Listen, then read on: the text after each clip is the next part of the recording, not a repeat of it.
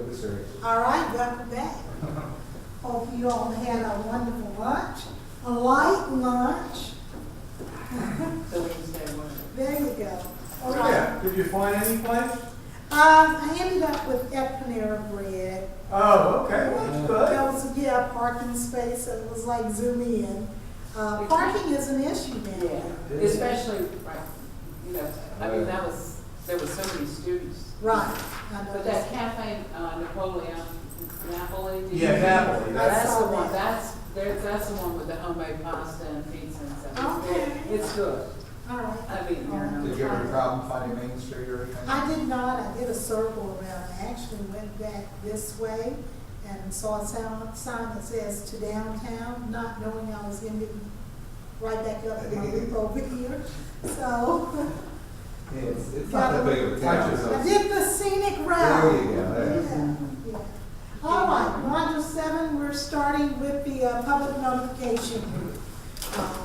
So in this particular module, we'll look at some of the things that we must notify the public to keep them informed of what's in their drinking water. Why is it necessary to notify the public? They have a right to know and to give them, to empower them to make those educated decisions, you know, concerning their drinking water. So we're going to look at what's in the public notification rule. We're going to look at the regulatory overview of the rule and identify the requirements for public notification. Now, prior to the Safe Drinking Water Act, the public was not kept informed of what was in their water.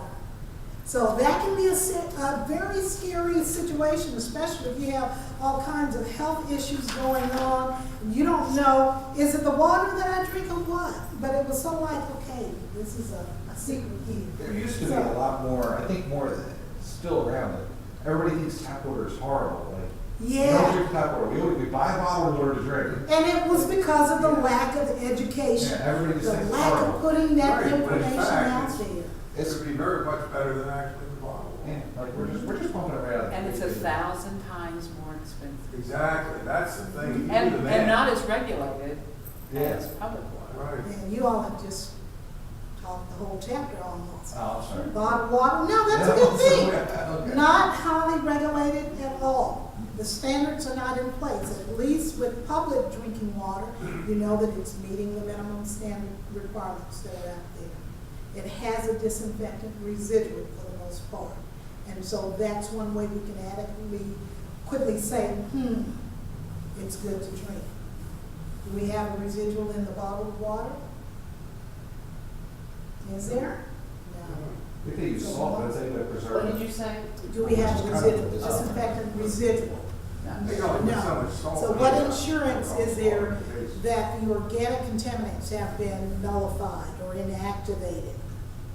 Nothing, once a bottle top is open, It's awful all kinds of convenient though. bacteria. Huh? It's awful convenient though. It is convenient, it is, and as Rebecca said, you're gonna pay 1,000 times more. So, for taking yeah. It's more than gasoline, people yell about It gasoline. is, you're Bottled paying water is $11, amazing. $12 per Yes, gallon. it is. Oh, yeah, you add it up by the gallon.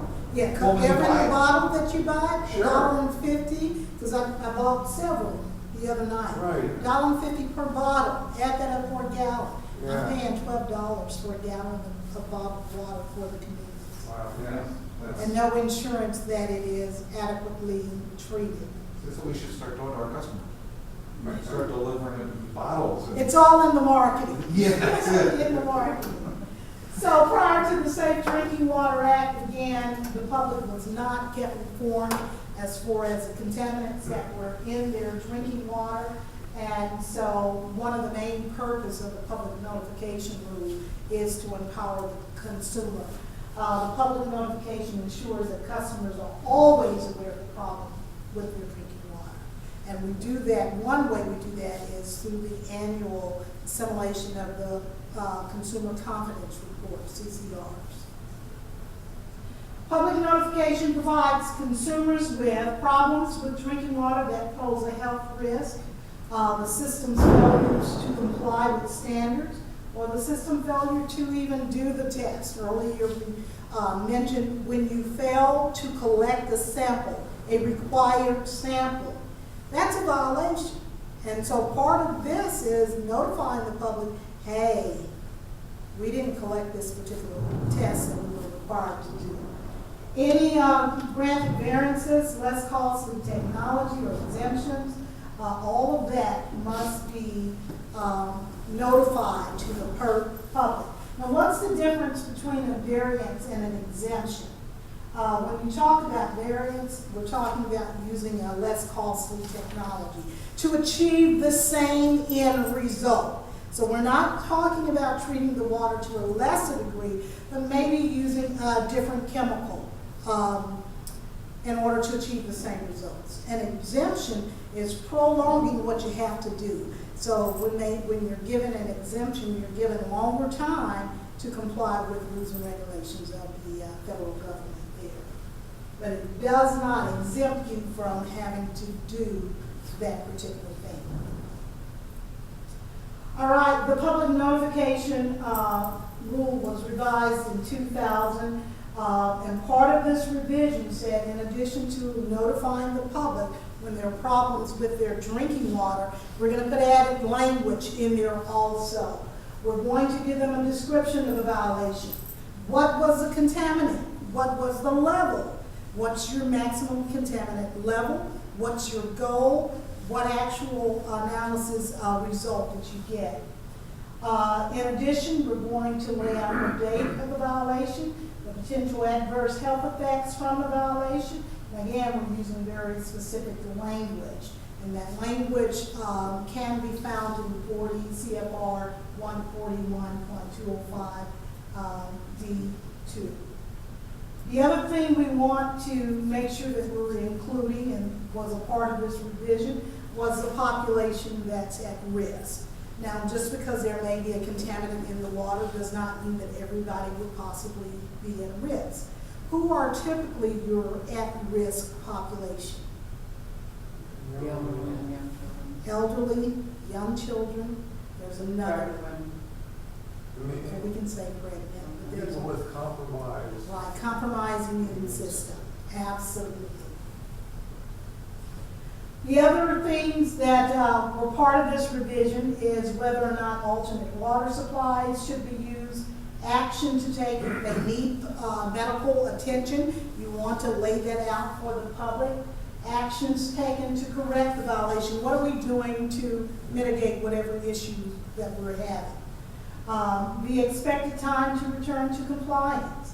And we want to provide them with a name, business address, phone number of the water system. Now, you may want to not designate Bill Zimmerman per se name, but at least use the title. Someone who's knowledgeable who can answer the question when they call. Okay. I give out his phone number and name. Whenever I get a complaint, No. Bill Zimmerman, this is his number. Well, how long have you been here, Bill? 13 years. 13 years. Some people are pretty stable. Other people come and go. And so, can I speak to Bessie who? Yeah. Oh, she left years Oh, ago. okay. That's the reason title, position may be more applicable to getting someone as opposed to someone who's pretty much stable. And then you also want to include a statement in this notification encouraging your consumers to spread the word. In other words, make sure, help us get it out. That this contaminant is there, and we want everyone to be on alert, and this is what they need to do in the meantime until we get it under control. I'm pretty sure some of you all have seen your boil water notification. This is one type of public notification. Yes, no, Shane?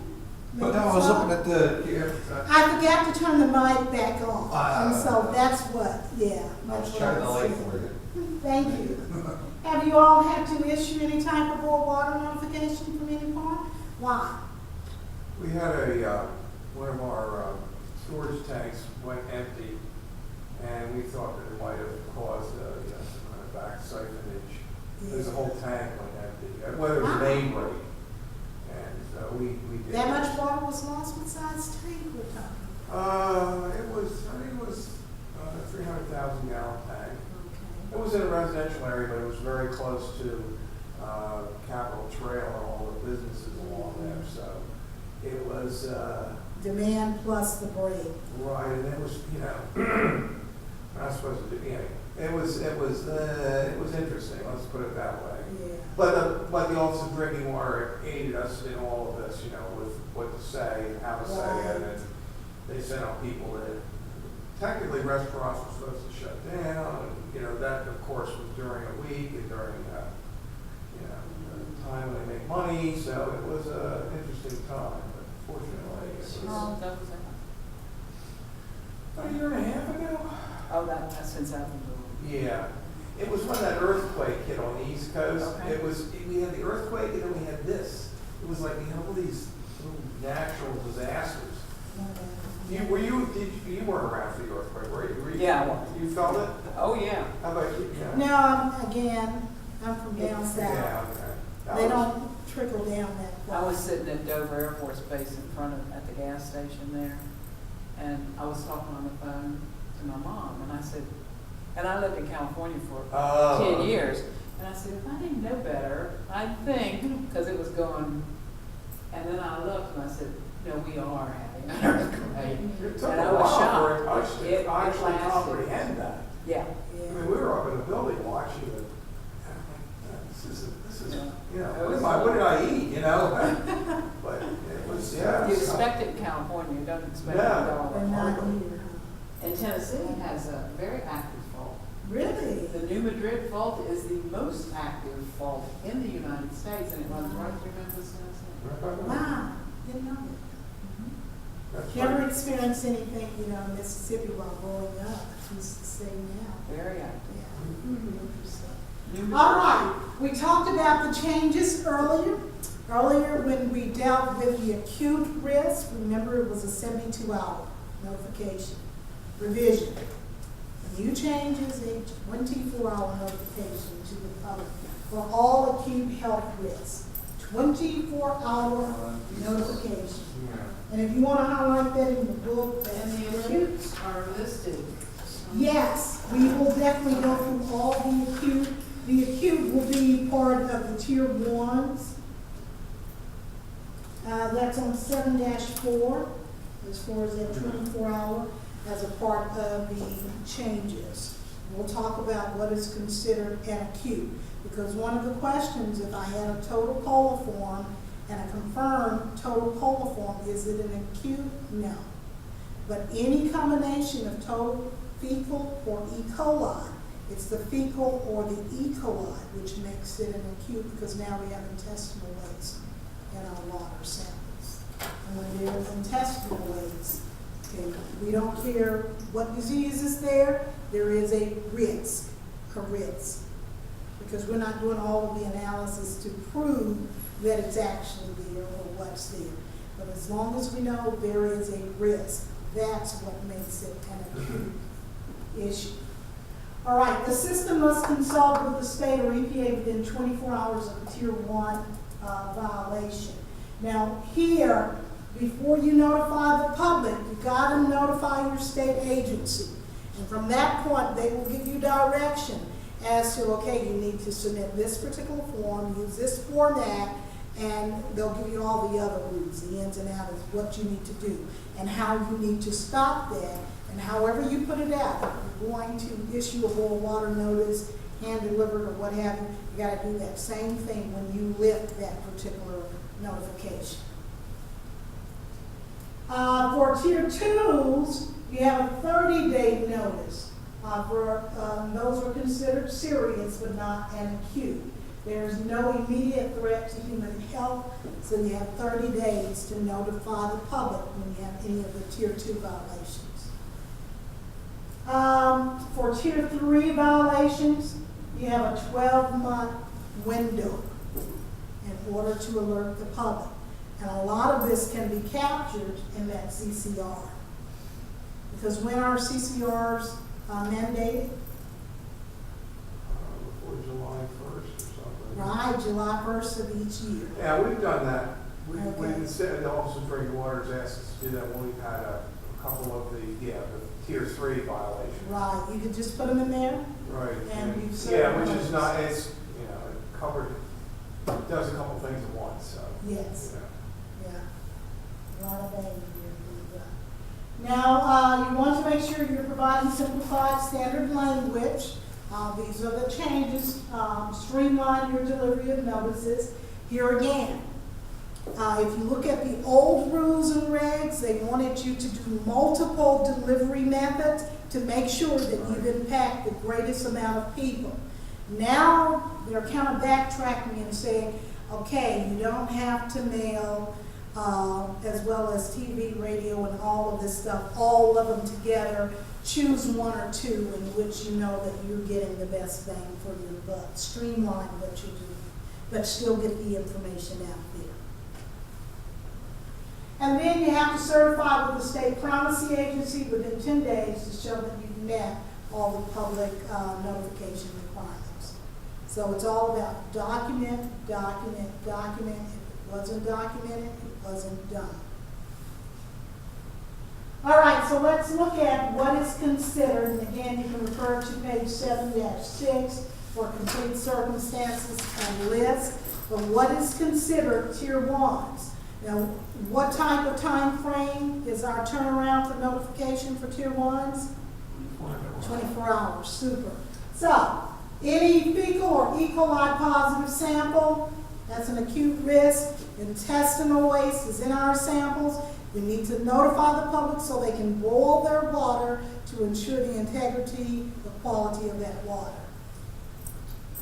For nitrite to nitrate MCL exceeded with a confirmed sample taken within 24 hours, that's an acute risk. In other words, I've done my initial monitoring, I followed up, it was high, exceeded, followed up, and that confirmed sample was also exceeding. That's an acute issue. So you do have to have confirmed. Yes, and even with the fecal or E. coli positive, there's also a confirmation with those. In other words, Are when I all the pull, tier 1s requiring confirmation?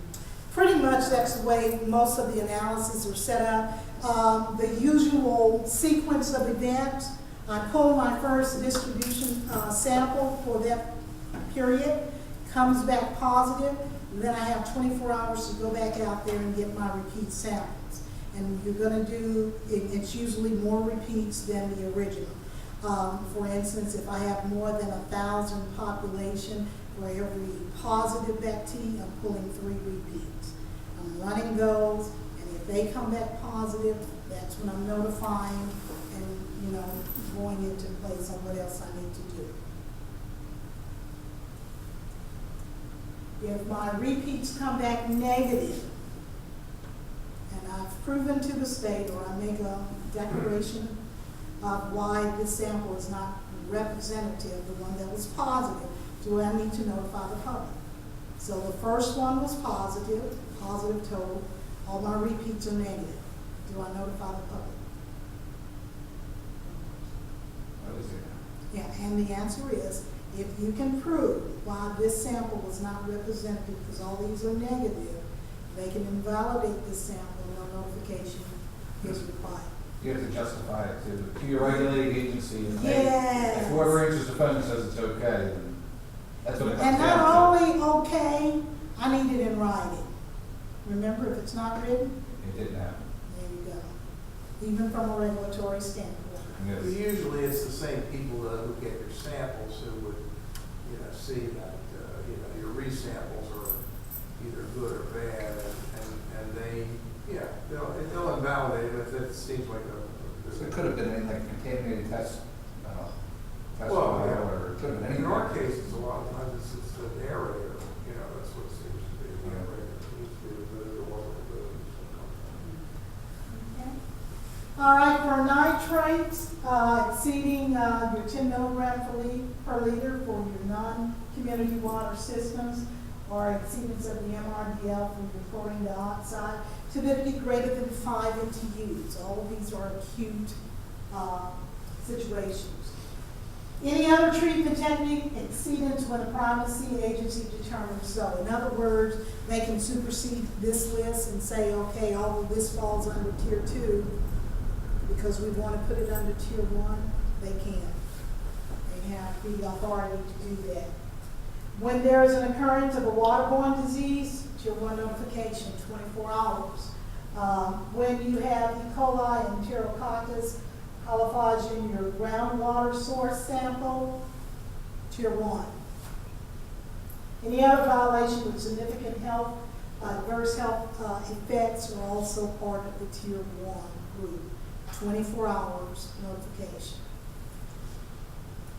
Okay, how are we going to provide the notification? Again, remember the new change says you can streamline. You don't have to do all of them, but you want to make sure that you're getting all of your population as much as possible.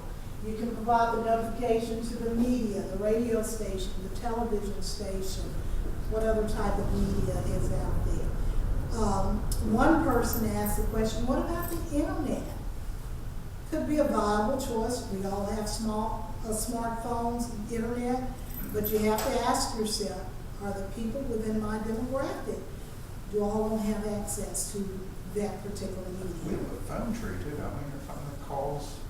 Reverse- Something The entire Yeah, something like city? that, that just starts calling That's everybody. exactly- Everybody in the city? Yeah, you have to sign up for it, Okay, but yeah, but that's exactly what it is, reverse 911. okay, So we can do that. yeah, That's pretty. that's an option. Because now not everybody has landlines. Well, that's true, and I the thing guess you is, can get it on your cell phone. right, but see, and also the computers, not everybody has them Right, in home. at home, you know, so. Yeah, those phone things, if you, whatever number you sign up, whether, because I get rid of my landline, so I give out my cell number all the time, it still works. Okay. Telemarketers start calling your cell number, and somehow once that number gets in the system, I don't think it matters whether it's mobile, landline, or what, once it's in the system, that's your number. Well, I got one on my city phone, yeah, for when the city was shut down for the snow. So provide that notification to the media. You can post it in public areas that you know are frequented by women and children, and you can hand deliver it to your customers. For Tier 2 notification, this is any MCL, MRDL, or treatment technology that's not covered in Tier 1s. So it's sort of like all the catch-all. What we didn't get here, we're going to get here with the Tier 2. Violations the primacy agency determines can also fall here also. They have authority to say where they want it to fall. Failure to comply with terms of a variance or an exemption. This is also under Tier 2s. In other words, this is due in March, but I request an exemption, and they give me 6 more months to complete whatever parameter that I should complete, and it's not done, then I have to notify the public because it falls here. And I notify the public within how many days? 30. 30-day notice for Tier 2s. If I have a groundwater system and it fails to maintain a prolonged treatment for the inactivation of viruses for more than 4 hours, it's a Tier 2 violation. Failure to take corrective action with the state-approved plan or within that time frame designated falls under the Tier 2, as well as repeated failure to conduct monitoring for cryptosporidium. Now, who must monitor for cryptosporidium? Who does? Yeah, who must? Who does? Surface water. Surface water plants, very good, and Just trying to think,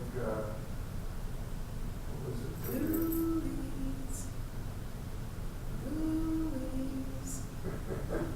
Gooey's. No.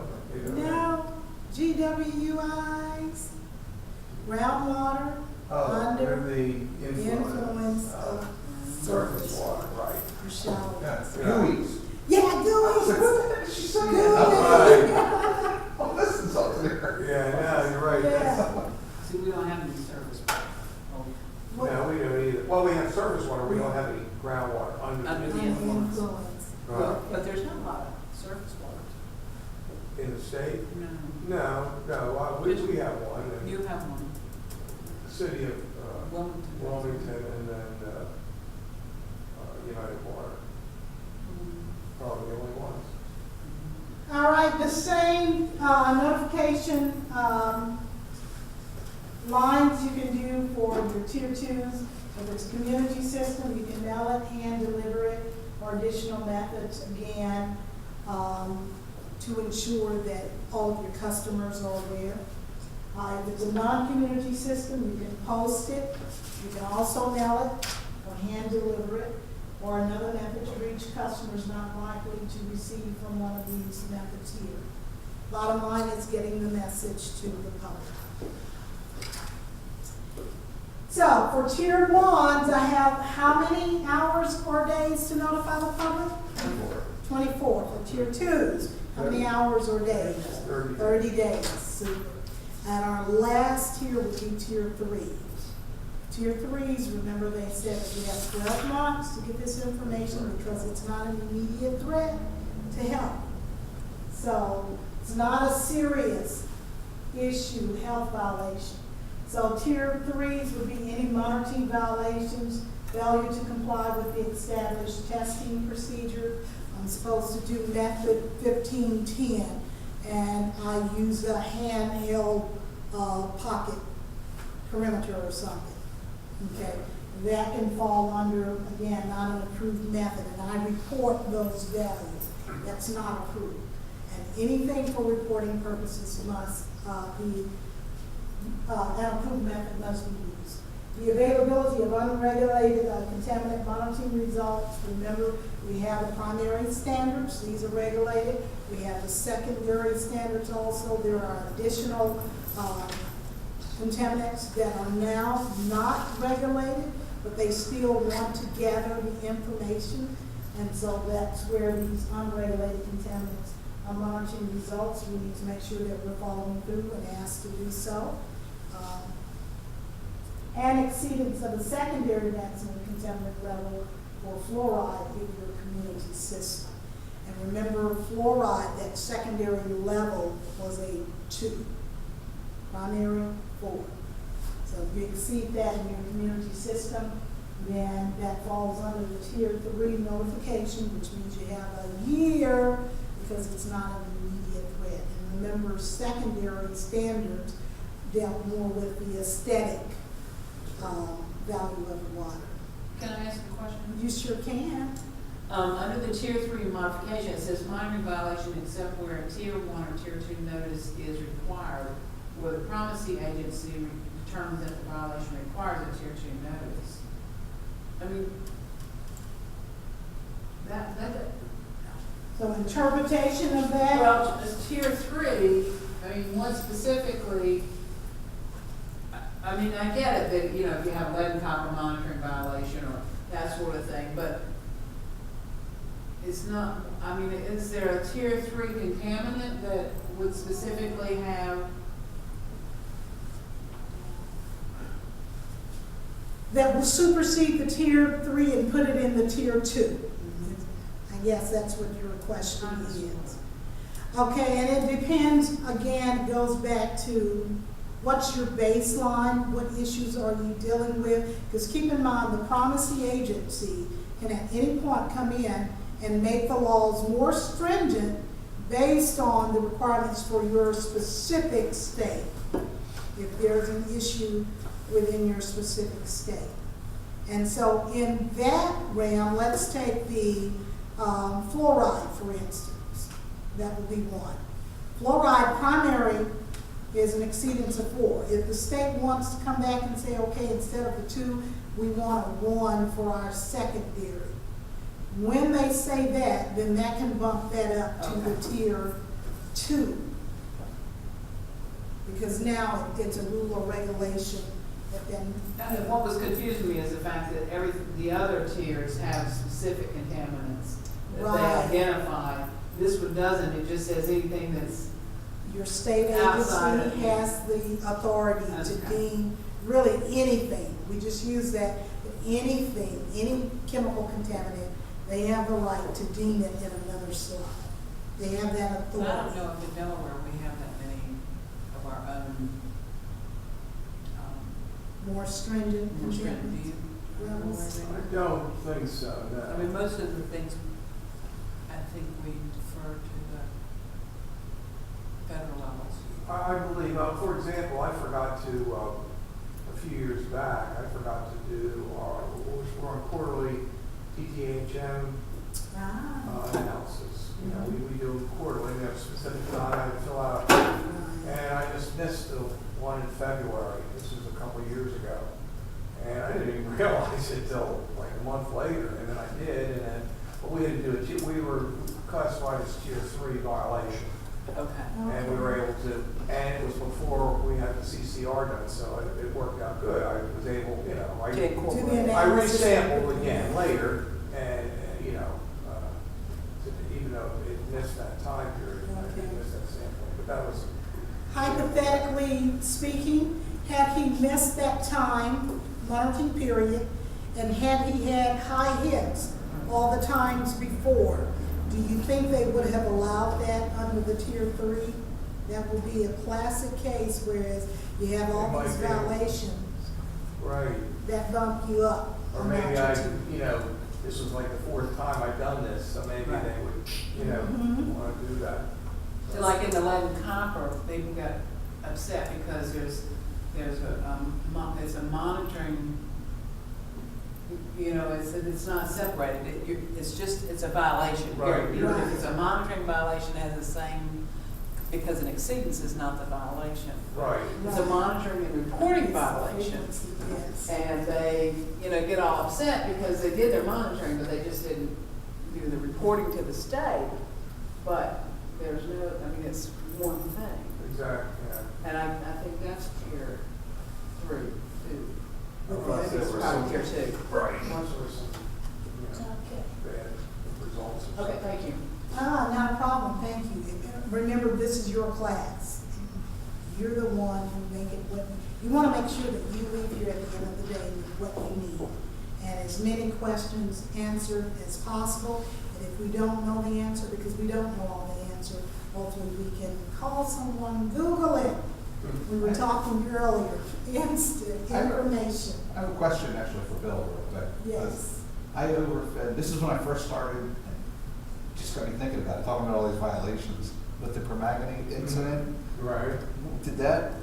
What did we have to do, like what kind of? No, well, technically it wasn't a violation. It was maybe maybe an aesthetic issue. I overfed permanganate and there was red water, it looked like Kool-Aid coming out. Well, it was pink. Pink. No, Yeah, it's good. dramatic. Well, it was a noticeable color. Everybody is water, I mean, coming out all over the place. I How mean, many and, devices did you stay? oh, we had Homeland Security, people were calling Homeland Security saying that, you know, the terrorist instructor orders, 911 had 700 calls or something So, about. Bill, did you say sea shame? Thank goodness, I don't think I would be here right now if it was a health risk. No. Probably would have been the end of my Permanganate is career. an oxidizing agent. Unfortunately, it's not regulated, so Right. technically it was, you know, I mean, and I think the state realized it wasn't in a super high level, you know, it wasn't like 10 parts per million. It doesn't take much to turn the water Exactly. colors though. And it was a combination of equipment failure. We had faulty equipment, and I definitely had a part in it. But it was if the equipment was working right, it wouldn't have happened. Takes 2 to tango, you know, right? That was luckily I was new, and it wasn't a health risk. So And I had long conversations with Homeland Security and all that was during the middle of the night. Yes, that was very interesting. So did you learn from your mistake? I did. We got rid of the permanganate. We shut that thing down. There's plastic around that area. Do not enter. Right? Yeah. Don't ever near that stuff. But it was a good, in a way, it was a good exercise as to what you do. And well, we you know, You follow suit. right, we did flush some hydrants, and it was, you know, no big deal, really. Well, it wasn't. It could have been worse. It always can be worse. Thank God it was always something like that. And so you were just cleaning your system out instead Right, of using yeah. chlorine? Right, that's right. That's what it was. It was near the holidays. We thought we were being festive. Right. He hasn't, he'll never live this down. They got a pink jumpsuit for me, and they got a pink Oh, hat my with a tiki on it. goodness. And this whole, I heard about that for years. Yeah.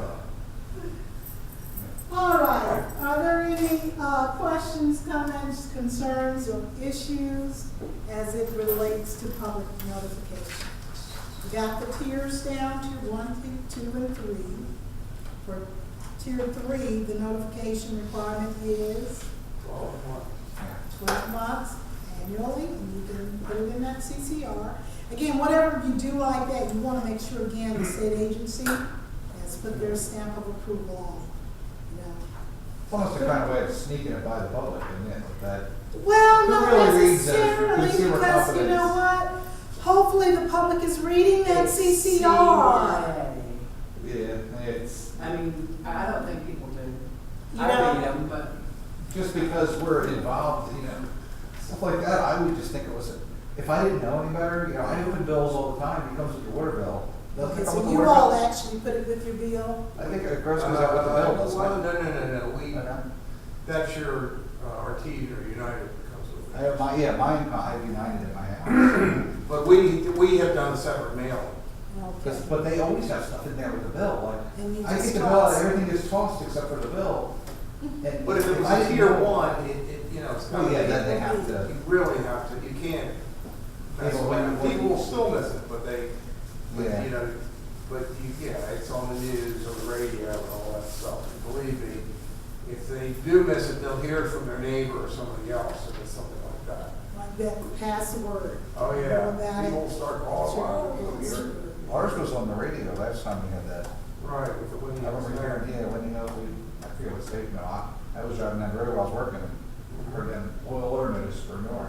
Oh, that was nice. So let's get it Yeah. out. I was in Ireland one time, and we were staying in bed and breakfast, and we got up and brushed our teeth, and, took a shower and everything, and we went out for breakfast. And I asked the gentleman for a glass of water, because I had some vitamins and things, and he said, well, I can't give you any water, but how about some orange juice? I said, well, I really don't like to take, I really would rather have water. And he said, well, we're under a boil water notice, and I said, for what? After you've And been he in it told all me night. to go on, and I was like, oh. Is that what it was? Yeah, Oh. so I said, well, so I went back to the room, of course, and he said, well, we're immune to that, it happens all the time. Oh, And no we're big deal. immune to it. And I was like, well, I'm not immune to It's that. supposed to make you feel better, And, yeah, that's a bad attitude to have. Well, he was very especially complacent if you're about getting it, but somebody. apparently it does happen all the Perhaps it time, which does. is why they're immune to it, if nothing else.